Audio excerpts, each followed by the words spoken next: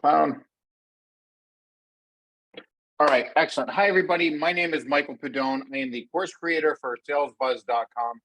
And today I'm going to be showing you basically what we're going to do is we're going to do a quick kickoff. I'm going to show you how to sell with confidence. And this is going to be like a prelude into the course that your company has signed you up for, which is the B2B Phone Skills Improvement Program. So a little bit about me. I've been a straight commission sales rep for ever and a day. I'm talking like most of my adult life. And one of the things that really helped me be successful is to map out the entire talk track of what a sales call should be, every step that should be there. And that not only gave me huge confidence, but perfecting those steps and knowing what those steps are and mastering them and how to execute them and what to do if a step turns into a dead end, things of that nature. It's had a profound impact on my earning potential. I mean, I literally went from making less than 20 grand a year, never went to college, et cetera, to doing well into the high six-figure salaries as a straight commission sales rep. So the process works extremely well across the years. I've been using the same system for a long time. It works when the economy's great. It works when the economy's bad. I've been through the dot-com bomb. I've been through the 2008 housing crisis, the COVID crisis, recessions. It works through then, and then when things get good and the low-hanging fruit grows back, it works exceedingly well for there as well. So I hope you're excited. I'm going to share just a few things here. I'll take some of your questions, and I'm going to let you get into the on-demand course. Everybody ready? Again, use your chat box just so I know that you guys are able to hear everything. We good? Yep. You can just give me a thumbs up too. That's fine. Just let me know that you're there. All right, perfect. Yes, I will take some questions. Excuse me. I will take some questions after this. So let me just do this. Let's see if I can share my screen here. Share screen. What are we going to share here? Okay, let's do this. We're just going to share the entire desktop. How about that? All right. Let me find that chat box again. I'm going to pop that open. Can everybody see this PowerPoint slide right here? Again, I want to make sure you guys are good before I get rolling. 2 new messages. Let's see. Yes. Okay, perfect. So, all right, with that being said, all right, so how to sell with confidence. First things first, like I said, I already did my introduction there, right? So let's just start with this. What is the definition of a cold call? Now, there's so many people that get this wrong. There's so many different opinions, but can we agree that the definition of a cold call is contacting any prospect or even an existing client that is not currently raising their hand? Can we agree to that? Yes or no? Again, the definition of a cold call is contacting any prospect or client that is not currently raising their hand. Okay, perfect. So what's the definition of a warm call then? You mean a warm call is contacting a prospect or client that is raising their hand. What does raising their hand means? Well, a quick example would be like, let's say you have a lead magnet on your website and go there and they fill out a form, right? Maybe it's a quote request, something of that nature. You get that inbound lead. Make sense? We agree that's a warm lead? The reason why I bring this up is there's too much misinformation out there in the sales world. I see it every day on LinkedIn where they say, hey, don't cold call, make a warm call and research your prospect first. And when somebody says that to me, that's just somebody that doesn't know what they're doing and selling, in my opinion, or they've been given bad information and thought that was the right thing. It's really one of those two things. Most of the time, the things I see that's read or that's being posted on LinkedIn and things that nature about sales is written by a content writer. I just quickly look at their LinkedIn profile, and they've never even been in sales. They're just writing content, right? So they're giving this misinformation. They don't even know it. And when some people says, well, you shouldn't cold call, you should only warm call, and the warm call is to research. Listen, you should research. There's a certain amount of research you should do, but that doesn't make it any warmer for the prospect on the other end. You should just be researching to make sure they pre-qualify to be a suspect, to even be allowed onto your lead list for an outreach. How does that make sense? Does that hit a nerve? Right? Okay. So, and sometimes, so sometimes people also say, well, I warm them up by sending them an email first. Okay. You're still sending them a cold email then. If they weren't raising their hand, that's still a version of cold calling, right? You're just cold emailing. Nothing wrong with that, but let's just make sure we're calling things the right way, because you'll see why when you get through the course. Now, whether it is a warm call or a cold call, meaning you're contacting them, they're not raising their hand, or they are raising their hand, what do these two things have in common as it relates to your job and for what you need to do? in order to keep your job? What do they have in common? And can anybody tell me? If you don't know, just say you don't know. That's okay. So this one, yeah, keep the engagement going. Yep. Anybody? Come on, out of all of you, nobody has a guess. What do these two things have in common? I think I'm the only one that sees the answer, so you don't have to be shy. I mean, that's the other thing too, right? Salespeople, we have big egos. We don't like to be wrong in front of our peers. I really do. Maybe everybody can see the chat. I don't know, but somebody's got to step up. Come on. What do they have in common? What are a cold call and a warm call? What do they have in common? All right, Chris, thanks for that. Anybody else? Ah, there we go. Andrew's got the exact one when I'm looking for. Chris, I think you were there. You were just one step ahead of me as far as that is. So Andrew has it right. The difference is what do these two things have in common? Is they both require you to pick up the phone and have a conversation, right? There you go, Jamie. You got it as well, right? Right. That's what they both have in common. We still have to pick up the phone and contact them. Agreed? Okay, perfect. Well, by the way, guys, you're going to see why all these basic little questions that I'm asking are going to have a huge impact on what you're doing and your results. So let me ask you this: why is it easier for you guys to call existing accounts than new prospects? Let me ask you that. Okay, somebody says already have a relationship, they're familiar with you. The fear of rejection, that's what it really is, right, Christina? So some people say you already have a relationship. Okay, so why is that important? Right?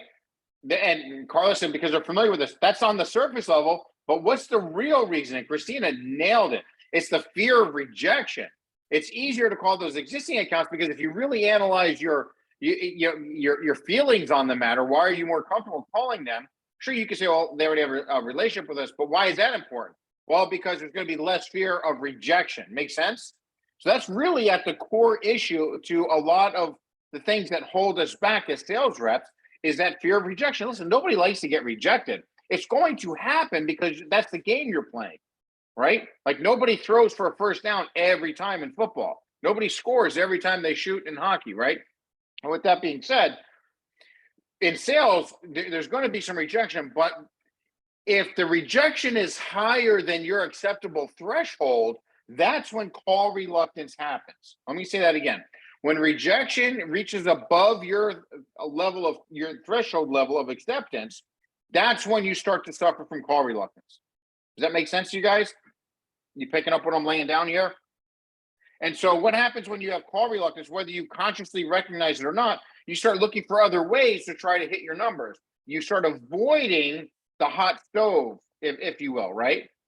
So then you grasp on to something that you might have read on LinkedIn that sounds good. Hey, don't cold calls, do this. And you're like, hey, that sounds great. I'm not going to get rejected.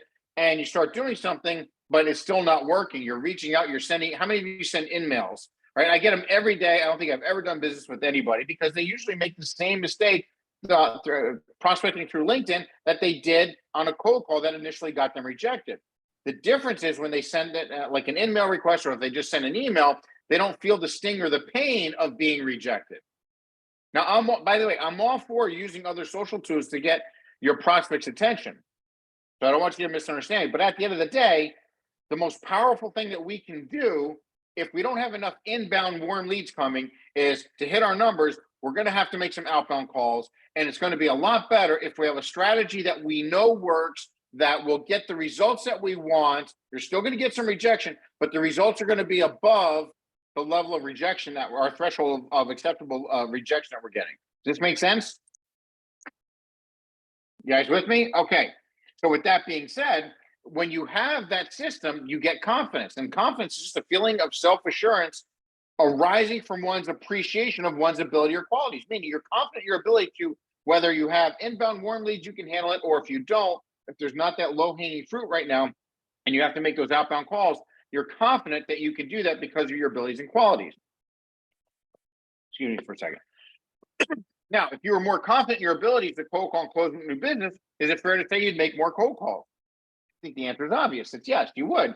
Unless, again, by the way, I don't want you to have to make cold calls. If you have enough inbound leads coming, great. I would prefer that.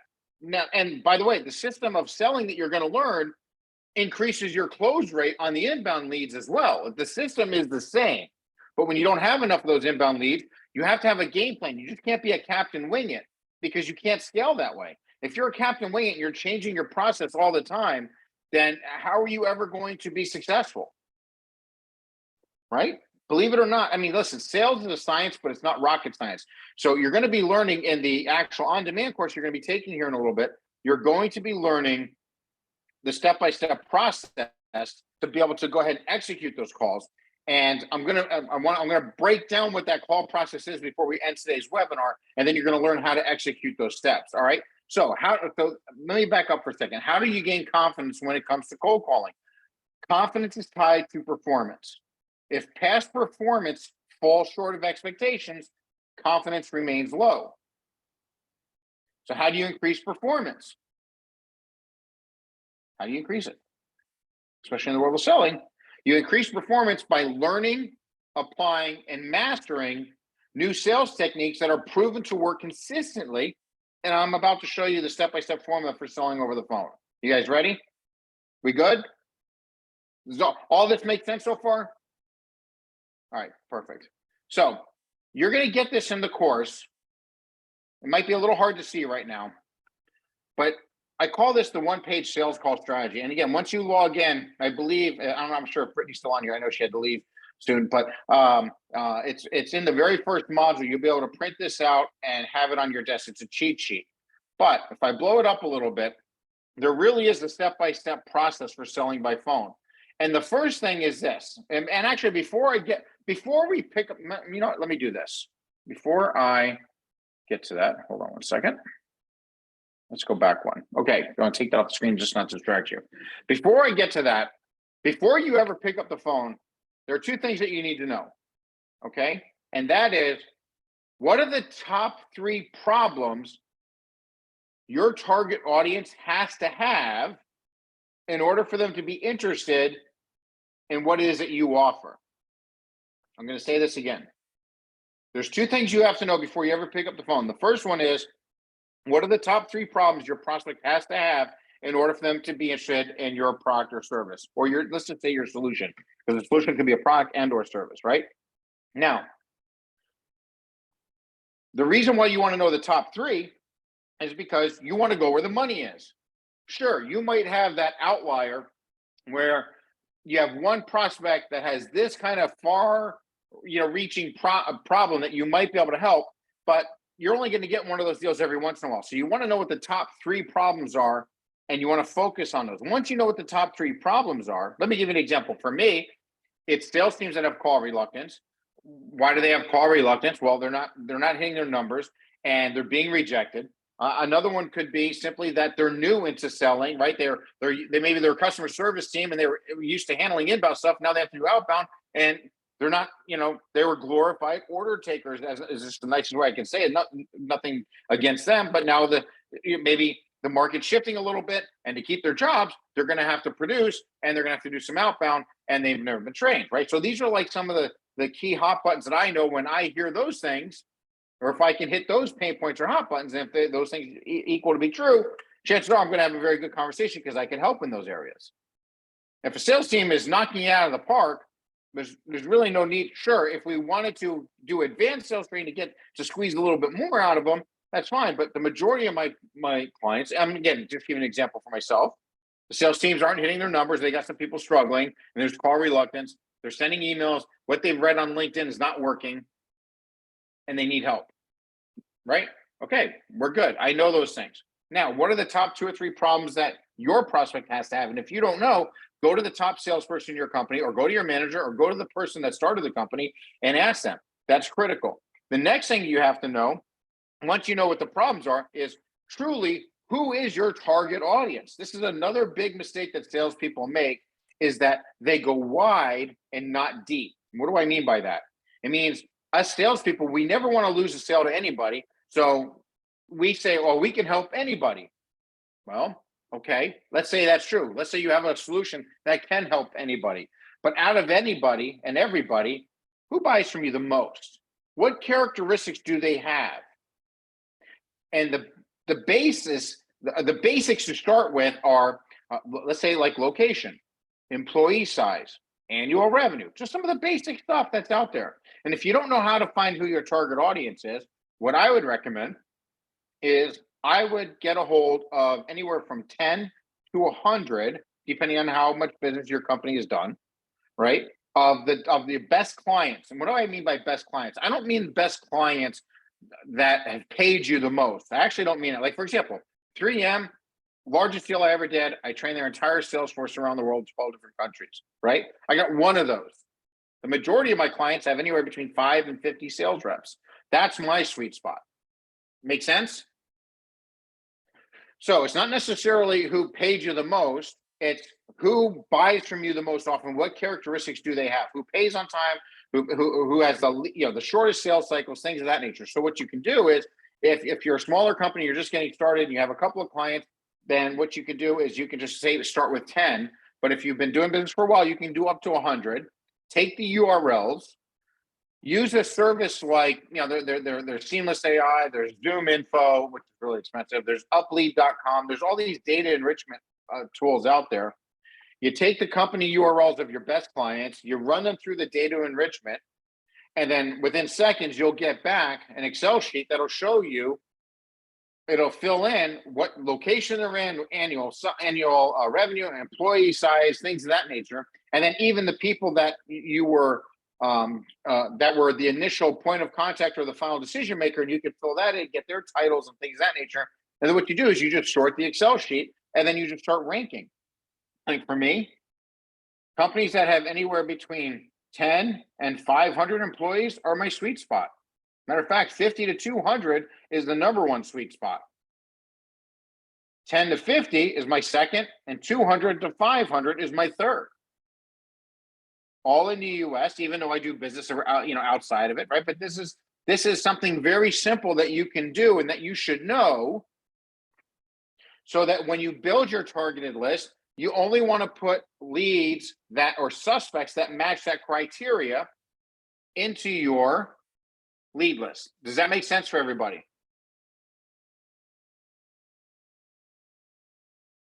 Got it? All right. Now, Carla, I did just see your comment there where it says, you're a little different with schools, enrollment for us students, demographics, et cetera. Totally. The thing is this, is you're contacting schools that you want them to do business with you, correct? Now, chances are you're going to have public and private schools, correct? Okay, separate those two into two leads. Now, which one buys from you more? Public schools, private schools? Is it elementary schools, prep schools, high schools, universities? You see where I'm going with this? Within education, you're going to have all these other little sweet spots and demographics that you should get to know. And then listen, sometimes a company can have one sales script that works for all their leads. And then other times it might be more beneficial to have sales scripts that are going to be targeted to that specific vertical. The good news is the sales script process, the talk track, the step-by-step process you're going to learn is the same for all of them. The difference is you would use different lingo based on that type of target audience, right? Does that make sense? So for example, if I know that if I have a list of prep schools that I'm calling, or let's say private schools, let's just say, hey, Carla, this is Michael Pedone with XYZ. The reason for my call, we specialize in helping private schools. Let me just stop right there. Chances are, because you're a private school, and I just said the reason for my call is we specialize in helping private schools. What did your ears just do? Your ears perked up, correct? Because I made it relevant to you. And now you want to know, what do I help private schools do? You want to know this because you want to see if there's a benefit and then make the decision to continue the call, or you want to find out as quickly as possible that even though I help private schools, I'm not solving a problem that you have, so you can end the call. Either way. That makes sense? And by the way, you're going to learn in the course on what to say after that one step, okay? So this is why it's real. Before we get started here in the step-by-step process, and before we run out of time, I just noticed the time that's on there. It's really important for sales reps to understand that they need to know what the problems are that they solve, that the pain points that they're listen, if there's no problem, there's no need for a solution. So you need to know what your top 2 or 3 pain points are, problems that your target audience is going to have, and who your target audience is. Okay. And once you have that, now you're ready to pick up the phone. And then now we're back to the one-page sales call strategy that I have. So I think we can all agree that when you have a lead and you know they are pre-qualified to be a suspect, right? We don't know if they're fully qualified yet, but they pre-qualified to be a suspect. So that's how they make it to your list. And now you have to do step 1. You have to get to first base. You have to have an opening value statement that's going to pique their interest and then have them actually give you permission. You don't want to take it. You want them to give it to you. You're going to learn in the course how to do this very seamlessly to where they say, yeah, sure, I got a second, go ahead. And they actually give you permission to ask them some questions, because questions are the key to selling. If you don't know what the process for selling is, it's right here. The whole sales process is 4 steps. Now, each step might have many steps, but step 1 is your opener. If you can't pique their interest, nothing else matters because the call comes to an end. But once you pique their interest, what do? Too many salespeople jump right to presentation, or they do a data dump where we provide blah, blah, blah, blah, blah, like to set a meeting, yet they missed the most important part of the sales process after piquing interest, which is establishing a problem. You want to start setting more meetings for yourself or for your team?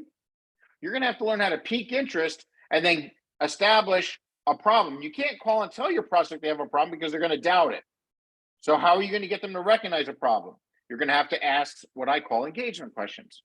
You want to ask engagement questions that put your prospect's attention in an area you need them thinking about. And based on their answer, they're not gotcha questions. They're not salesy questions. They're business questions that you can customize to your vertical and industry once you learn how to create an engagement question specifically for your industry. And the course that you're about to take that you're going to get access to is going to show you how to do that. But this is the process. Does all this make sense? Right? There's no more guesswork for picking up the phone. Your fear of cold calling is going to go away once you know that, hey, step 1, I got to pique their interest. The course just showed me how to do that and how to customize it and for my vertical. And I know that I have the right lead list now based on what we just talked about. Great. Okay. So now I got them willing to take a call. What happens next? Well, I got to establish problem recognition. How do I do that? Well, I got to ask an engagement question. Once I get the engagement question, there's a whole process to keep blowing up the problem, to really confirm that issue exists. And then now the problem is, once you get problem recognition, a lot of salespeople, they're like racehorses in a gate. They want to jump right to the solution. They want to do that data dump. You don't do that yet. Once you establish problem recognition, you still have to qualify your prospect's role in the decision-making process. Now, this is where I normally hear, I already know they're the decision maker. They have the right title. So let me ask you this. Have you ever contacted a lead that had the right title, got the conversation going, and you went for a close and they said, well, I have to check with so-and-so? Has that ever happened? Of course it has. And the problem is this, they're either telling the truth or they're lying, right? And now you're kind of stuck. You're like a deer in headlights. If they're telling the truth and you press them on it, you might upset them. You might not ever get them on the phone again. If they're lying because there's some underlying thing that you didn't uncover yet, and you let it go because you don't want to upset them, you might not ever get them on the phone again. So how do you avoid that? Well, you avoid that not by trying to handling it down the road. You handle it up front before that issue ever happens. So you pique interest, right? You get the conversation started. You establish problem recognition. Once you establish problem recognition by asking engagement questions, you're gonna be engaged. I call it engagement selling, right? Because you're now having a conversation, and now you can pepper in the right questions to identify what their true role is in the decision-making process. Once you do that, you want to uncover their hot buttons. One of the greatest questions I like to have once I establish that there's a problem there and that they go ahead and they're the right person to be speaking to on this, I just go, just out of curiosity, I mean, what are the top 3 features you'd like to see in a solution that would help you solve that? Right? That's just like one example, and you can customize it. The course will show you how to customize it for your vertical. But what that does is it really opens them up, and now you start hearing things like, well, I would really like this, or this. And now if they say something that is not what you do, you could take them on. I'm really curious. You mentioned this. Can you expand why that's important to you? And now you could dig deeper and understand why they said that. And now you're armed with ammo to go, okay, I see where you're coming from. Have you ever thought about something like this? And now you could, without doing a presentation, you could plant another seed of another option to get them thinking about another way of handling that might even be better they didn't even think of, again, without doing the presentation. If you don't do that and you just continue the process and go through a presentation and you never uncovered what their ideal solution looked like, they just might go, sounds good, send me a proposal, never get them on the phone again, and they just go buy from one of your competitors that had something that they thought they wanted. Is all this making sense to you guys? Are we on target here? Are you guys learning stuff here? You good? Okay. And again, the good news is the course is going to give you step by step, right? I'm going over it at a high level because what I wanted to do with this session, I wanted to, one, show you how you're going to increase your confidence. But two, I want to give you like a heads up of what you're going to be learning, so you're not going in blind, if that makes any sense. All right. So then once you uncover their hot buttons, you identify their time frame. This is something that nobody talks about, but let's just do this. How many of you have gone for a close and they go, well, the timing's not right, or we're under contract, so blah blah blah. Once again, it could be. They could be. It's one of two things: they're telling the truth, or it's a red herring. It's a lie. And sure, you could learn objection handling skills to try to come over it, but now you're arm wrestling with them. Why not learn once you get problem recognition? Which, by the way, once they understand that there's a problem there and they agree there's a problem, they're going to want your help in solving it, or at least knowing how you can help them. So before you get that, you just ask a couple questions on their role, what their ideal solution would look like. And then, hey, once you find, so if you found the ideal solution to help you solve that problem, how soon realistically would you like to have it implemented? Right? And now, once you learn how to do these steps, now look, let's say they give you well, within 30 days or within 3 months or whatever the answer is, now you can inquire about it. And look, let's say the time frame they gave you early, now is within 30 days. When you go for a close, they can't say, well, and now they need to wait longer because they already answered this question ahead of time. Same thing with qualifying a price. Part of qualifying is qualifying a price. One of the biggest problems salespeople have is they were taught, I was the same way, taught early on, never bring up price until after the presentation. It's really dumb. Because if you're giving a presentation and they do not know the price, or at least the price range, what do you think they're thinking about half the time when you're giving them the presentation, or your AEs are giving the presentation? What do you think they're half listening, because half the time they're wondering if they can afford this thing to begin with, correct? So they're not even with you in the moment when it comes time to do a presentation. But if you learn how to pre-qualify on price by giving them a price range, and they confirm that that's doable for them, should they find the right solution, guess what other objection you're not going to hear at the end? No budget. Does this make sense? Good. All right. So once you go through those steps and everything checks out, now it's time to get to the presentation. The course is going to show you how to avoid spraying and praying your presentation, how to focus your presentation on their specific hot buttons that are going to matter to them, and how to really make sure that they're sold on your solution before going for a close. And then when you do go for a close, in the event you do get an objection, granted, it's not going to be, I have to check with so-and-so, we can't afford it, not the time frame, right? Because we're going to get rid of all those common ones. But when you do get an objection, you're going to learn how to handle it expertly. This way, at the end of the day, you're filling your pipeline with legitimate deals that have a strong, higher percentage chance of closing, and you're going to start enjoying sales a lot more. Cool? All right, that's what you guys are going to be learning in the program. With that being said, if you have any questions, I'll be more than happy to take them now. If not, you can log off, start the training, or whenever your managers want you to start the training. But with that being said, I hope you enjoyed this. Again, I don't want to waste a bunch of time just waiting for somebody. If you have a question, ask it. Speak now, forever hold your peace. With that being said, has this helped so far? Let's just at least throw a softball up there. Does it help so far? Yeah? Perfect. All right. Going once, going twice. If you have a question, let me know. Otherwise, I'll end the webinar. I'll make sure you guys get a copy of the recording for anybody that wasn't able to attend, so you can send it to them. And then I'm more than happy to help you going through the course. Brittany, your training coordinator, will be your point of contact as well. But if anything comes up that needs my attention, I'll definitely do it for you guys. Cool? All right. Looks like you guys are good to go. All right. Take care, everybody. You're welcome.